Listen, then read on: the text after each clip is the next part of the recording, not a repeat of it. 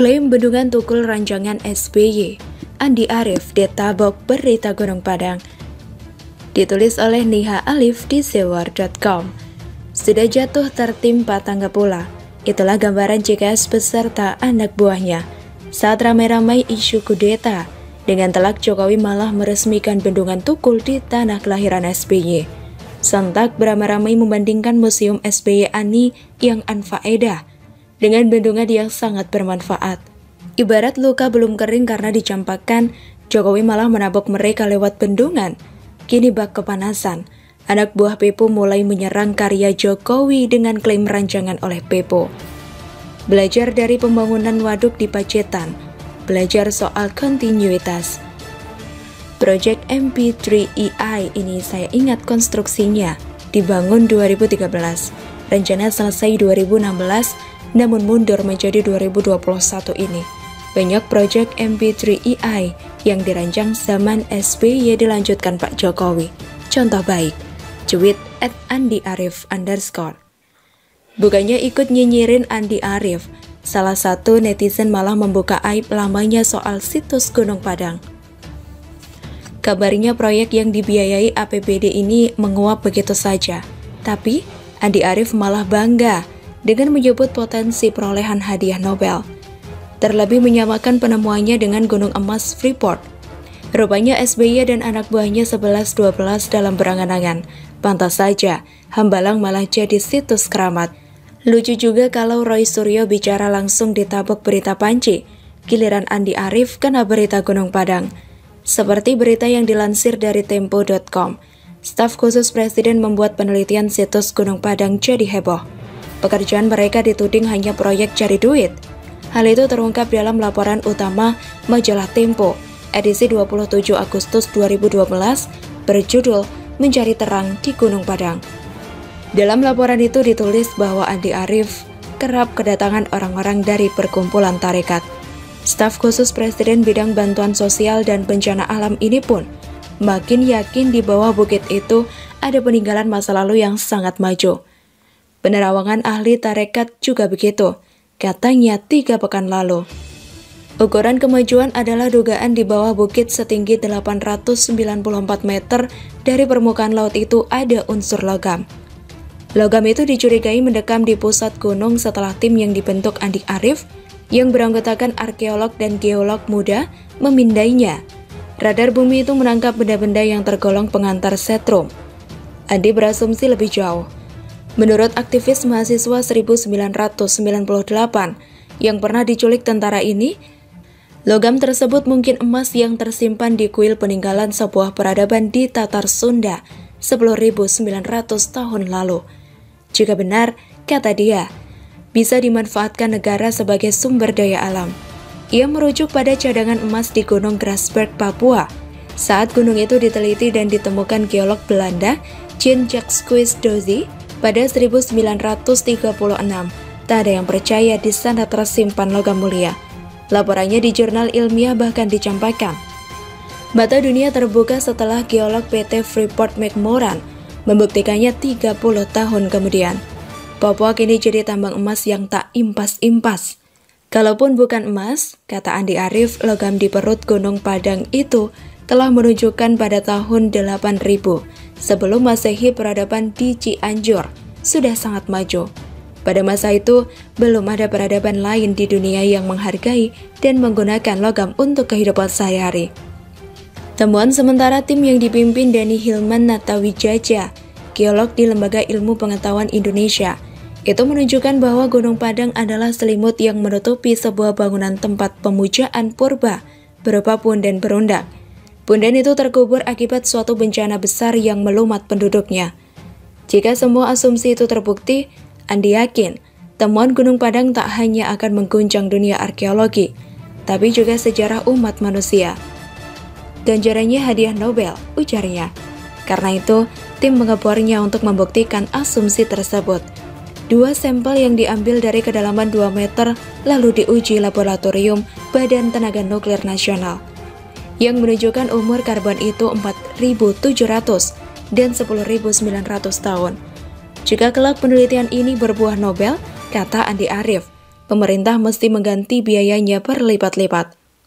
Inilah hebatnya SBY dan kroni-kroninya dalam menghamburkan uang negara. Harusnya, cuitan SBY yang menyebut bencana alam akibat keserakahan manusia ditujukan pada dirinya.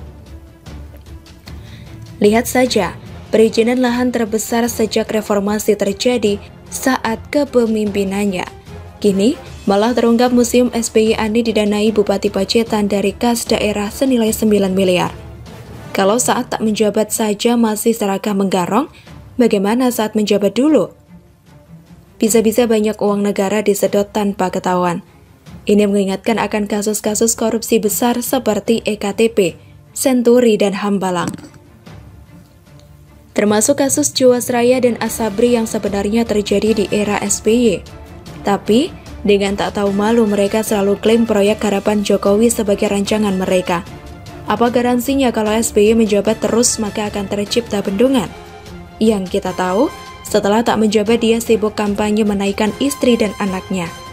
Lalu, membuat Museum Anfaedah sebagai kebanggaan keluarga. Seharusnya kader-kader Demokrat seperti Roy Suryo, Andi Arief, dan lainnya tak usah banyak komentar di media sosial. Baru dibuka borok masa lalu saja sudah cukup membungkam nama mereka.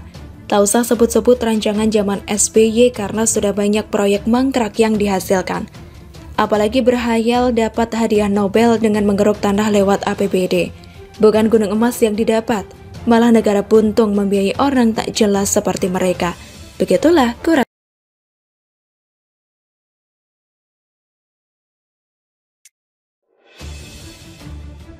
Memprihatinkan, pasca AHY gagal play victim, kader Demokrat rame-rame pindah partai. Ditulis oleh Ferry Padli di Seward.com. Konon katanya, Ali bin Abi Thalib pernah mengatakan, barang siapa yang harinya lebih baik daripada hari kemarin, maka dia termasuk orang yang beruntung. Barang siapa yang harinya sama dengan kemarin, maka dia adalah orang yang merugi. Dan barang siapa yang harinya sekarang lebih buruk daripada hari kemarin, maka dia celaka. Artinya, kita memang dituntut untuk selalu berbuat lebih baik lagi dari hari ke hari kalau mau beruntung. Kalau tidak, ya antara dua pilihan. Kalau gak merugi, celaka. Itu saja. Lantas bagaimana dengan Partai Demokrat? Apakah semenjak kehadirannya hingga kini semakin membaik? Atau justru sebaliknya? Ternyata, pembaca Seward bisa lihat sendiri bagaimana kondisi partai itu kini. Memprihatinkan. Pertama, kita bisa lihat bagaimana perolehan suaranya dari pemilu ke pemilu. Karena salah satu indikator kesuksesan suatu partai adalah seberapa banyak suara yang berhasil diperoleh. Di pemilu 2009 merupakan masa kejayaan partai ini. Partai Demokrat kala itu berhasil menjadi partai pemenang dengan meraih suara sebanyak 20,4% dan menguasai seperempat lebih atau sekitar 26,4% kursi di DPR. Di pemilu 2014, partai berlambang bintang Mercy itu mulai bisa disebut celaka karena perolehan suaranya lebih buruk dari pemilu sebelumnya, yakni hanya mampu mendapatkan 10,19% suara saja.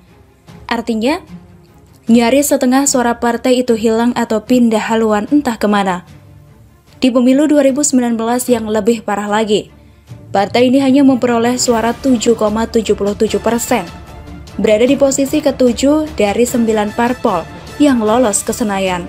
Artinya sudah di ujung tanduk. Kalau berdasarkan kutipan di atas, ini namanya celaka kuadrat. Mendapatkan nilai lebih buruk 2 kali berturut-turut. Seharusnya, hasil pemilu 2014 bisa dijadikan bahan evaluasi oleh Partai Demokrat. Kenapa perolehan suara bisa menurun? Malah blunder, melakukan hal-hal yang merugikan partai. Seperti yang dilakukan oleh Andi Arief, mengatakan Prabowo Jenderal Kardus, yang dibalas oleh Arief Puyono, SBY Jenderal Babar. Kemudian, kesalahan lain Partai Demokrat adalah tidak tegas dalam memberikan dukungan kepada Prabowo. Akhirnya, pendukung Prabowo pun jadi bingung. Partai ini serius gak sih memenangkan capres yang saya dukung? Begitulah kura-kura yang ada di benak mereka. Sehingga mereka pun pindah ke lain hati dengan memilih partai yang benar-benar terlihat ingin memenangkan Prabowo. Contohnya PKS dan Gerindra. Lantas, apalagi penyebab perolehan suara Partai Demokrat yang lebih buruk dari hari kemarin itu? Tentu ada banyak. Di antaranya yang paling kentara adalah slogan katakan tidak pada hal korupsi itu. Banyak kader Partai Demokrat yang bisa dibilang tidak konsisten antara perkataan dan juga perbuatannya. Tentu kita masih ingat bagaimana iklan partai itu yang menyuarakan perlawanan terhadap korupsi kala itu. Hingga kata-kata dalam iklan tersebut, katakan tidak pada korupsi, begitu familiar di masyarakat. Tidak lama berselang, beberapa bintang iklan itu malah ditangkap KPK karena korupsi gede-gedean, seperti Anas Urbaningrum, Andi Malarangeng, dan Angelina Sonda. Sampai-sampai peneliti CSIS, J. Kristiadi menyarankan, sebaiknya Partai Demokrat mengganti slogannya tersebut dengan tobat korupsi. Hahaha, karena memang sudah nggak relevan lagi. Sekarang, sebenarnya masih ada waktu untuk Partai Demokrat berbenah. Apalagi pemilu masih cukup lama, yakni 3 tahun lagi. Masih bisalah mengatur strategi serta menjalankannya untuk menaikkan citra partai yang sudah terlanjur rusak itu. Lantas bagaimana caranya? Tentu tidak bisa dengan menggunakan cara-cara lama lagi, seperti beriklan di TV dengan menampilkan diri bak pahlawan anti korupsi padahal tidak, karena kalau itu dilakukan pasti akan ditertawakan oleh warga asli dan warganet. Begitupun dengan jurus play victim yang biasa digunakan oleh SBY, sudah tidak laku lagi dijual di Indonesia. Sekarang, orang memilih entah itu kepala daerah, presiden, dan anggota legislatif karena 2 faktor. Kalau nggak karena uang, ya karena rekam jejaknya. Tidak ada lagi yang karena kasihan. Karena kalau orang memilih karena faktor kasihan, tentu kursi DPR kita sudah lama dikuasai oleh kaum gelandangan, tunawisma, pengemis, dan lansia terlantar. Ternyata yang dilakukan oleh AHY masih sama dengan bapaknya dulu, yakni mengeluarkan jurus baper di hadapan publik. Baru-baru ini di hadapan para awak media ia berkeluh kesah tentang bagaimana sulitnya menjadi ketua umum Partai Demokrat. Salah satu masalah yang dihadapinya adalah ada beberapa orang diduga hendak mendongkelnya dari posisi ketua umum itu. AHY pun membongkar inisial orang-orang yang ingin dia mundur dari kursi Demokrat 1 tersebut. Di antaranya, kader Partai Demokrat aktif, mantan kader Partai Demokrat, dan Muldoko. Dengan menyampaikan itu, tentu ia berharap orang-orang akan merasa kasihan atau iba kepadanya, sehingga satu persatu warganet dengan ikhlas hati menjadi simpatisan Partai Demokrat dan mendukungnya sebagai capres di Pilpres 2024 mendatang. Tapi ternyata faktanya tidak demikian, Ferguso. Malah yang terjadi, satu persatu anak buahnya pergi meninggalkan, seperti yang terjadi di Kabupaten Jeneponto, Sulawesi Selatan. Beberapa kader Partai Demokrat malah pindah ke Partai Golkar. Tidak hanya kader biasa, tapi Ketua Demokrat Jeneponto dan mantan Ketua DPRD Jeneponto yang sebelumnya kader Demokrat juga disematkan atribut Partai Golkar. Mantan anggota DPRD Jeneponto dari Partai Demokrat, Ikram Iskandar, malah ditetapkan sebagai PLT Ketua DPD Golkar Jeneponto. Kan gak asik banget ditinggalkan kader. Hahaha. Sekali lagi, sungguh memprihatinkan kondisi Partai Demokrat saat ini. Memang sudah saatnya ketuanya diganti.